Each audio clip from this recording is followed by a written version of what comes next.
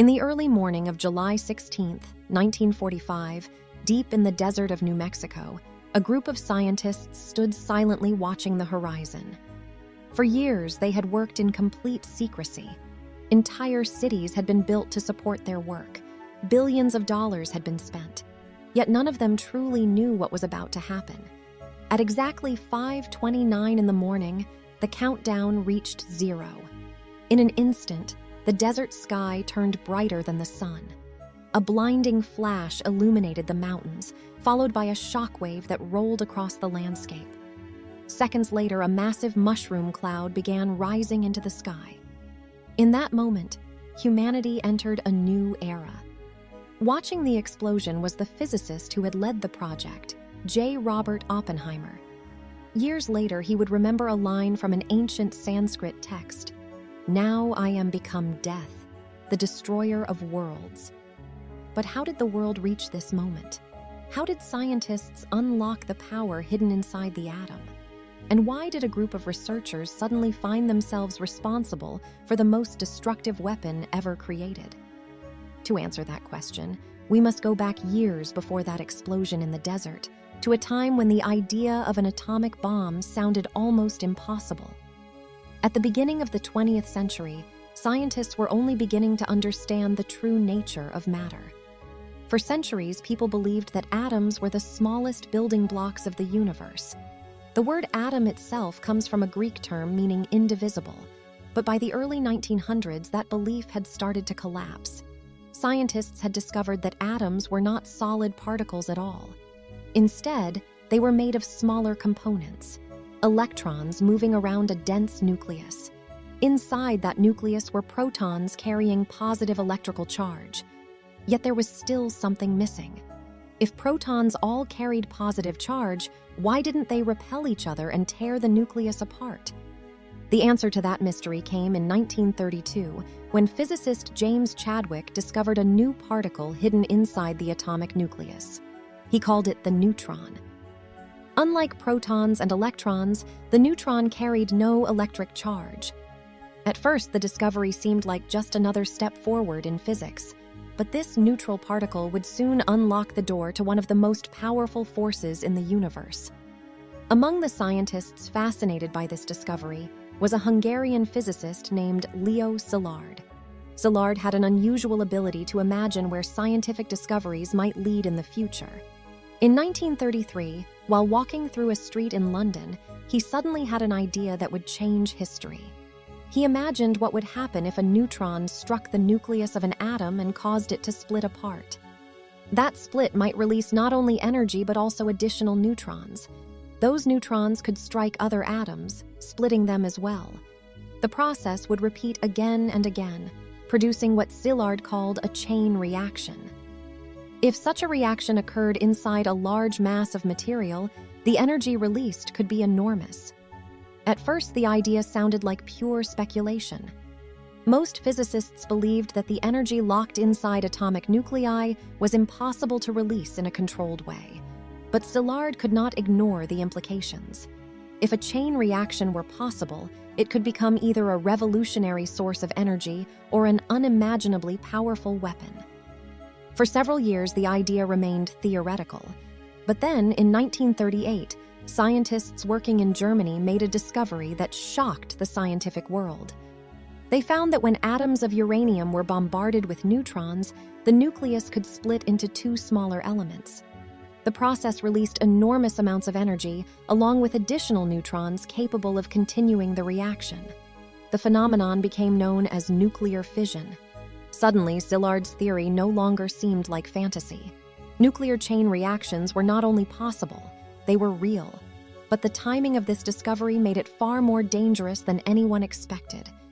During the late 1930s, Europe was entering one of the darkest periods in its history. The regime of Adolf Hitler was rapidly expanding across the continent. Many scientists had already fled Germany to escape persecution, particularly those of Jewish origin. Among them were some of the greatest minds in physics, including Albert Einstein, Edward Teller, and Eugene Wigner. These scientists understood the terrifying implications of nuclear fission. If the chain reaction could be controlled, it might produce enormous amounts of energy. But if it occurred suddenly and uncontrollably, the result could be an explosion unlike anything humanity had ever seen. And the most frightening possibility was that Nazi Germany might develop such a weapon first. In 1939, Leo Szilard decided that the danger was too great to ignore. He approached Albert Einstein and explained the situation. Together, they wrote a letter to the President of the United States, Franklin D. Roosevelt. The letter warned that Germany might be attempting to build an atomic bomb and urged the American government to begin its own research immediately.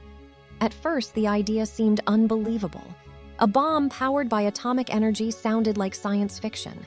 But as World War II intensified, the urgency grew. Eventually, the United States launched one of the most secretive and ambitious scientific programs in history. It would later become known as the Manhattan Project. The Manhattan Project was unlike anything the world had ever seen. More than 130,000 people would eventually work on the program, many of them without knowing exactly what they were helping to build. Entire cities were constructed in secrecy. In Oak Ridge, Tennessee, enormous facilities were built to enrich uranium. In Hanford, Washington, nuclear reactors were created to produce plutonium. But the heart of the project lay in the desert of New Mexico, where a secret laboratory was established in a place called Los Alamos. The scientist chosen to lead the laboratory was J. Robert Oppenheimer. At first glance, he seemed an unlikely choice. He was relatively young, had little experience managing large projects, and had previously expressed political views that made government officials nervous. But the military commander of the project, Leslie Groves, believed Oppenheimer possessed a rare combination of intelligence, leadership, and vision. Under Oppenheimer's direction, Los Alamos became the center of one of the most intense scientific collaborations in history. Physicists, engineers, chemists, and mathematicians worked together day and night, trying to solve a problem that had never been solved before. But building an atomic bomb proved far more difficult than anyone had imagined. Scientists had to enrich uranium to isolate the rare isotope uranium-235. They had to design reactors capable of producing plutonium. They had to create an explosive device precise enough to trigger a nuclear chain reaction. Each step required breakthroughs in physics, engineering, and chemistry. Meanwhile, the war continued to rage across the world. And behind the scenes, many scientists feared that Germany might be working on the same weapon. By 1945, the scientists believed they had finally succeeded. They had built a device capable of releasing the energy of nuclear fission in a massive explosion. But no one knew whether it would actually work. The only way to find out was to test it. The experiment was known as the Trinity test. On July 16, 1945, the bomb was detonated in the New Mexico desert. The explosion released energy equivalent to about 20,000 tons of TNT. The shockwave shattered windows miles away, and the mushroom cloud rose high into the atmosphere. In that moment, the atomic age began. But the story did not end there. Less than a month later, the world would witness the devastating power of atomic weapons. On August 6, 1945, an atomic bomb was dropped on the Japanese city of Hiroshima. 3 days later, another bomb struck Nagasaki. The explosions destroyed large parts of both cities and killed tens of thousands of people instantly. Many more would die in the following months from injuries and radiation exposure. Shortly afterward, Japan surrendered, bringing World War II to an end. Yet the atomic bomb had done more than end a war. It had changed the balance of power across the entire world. In 1949, the Soviet Union successfully tested its own atomic weapon, beginning a nuclear arms race that would define the Cold War. For decades, the world's most powerful nations built weapons capable of destroying entire civilizations. And the terrifying truth remained clear. Humanity had discovered how to release the energy hidden inside the atom, and that knowledge could never be erased. For Oppenheimer, the success of the Manhattan Project brought deep inner conflict. He had helped create the most powerful weapon in human history, yet he soon became one of the strongest voices warning about the dangers of nuclear war. He argued that scientists now carried a responsibility unlike anything that had existed before.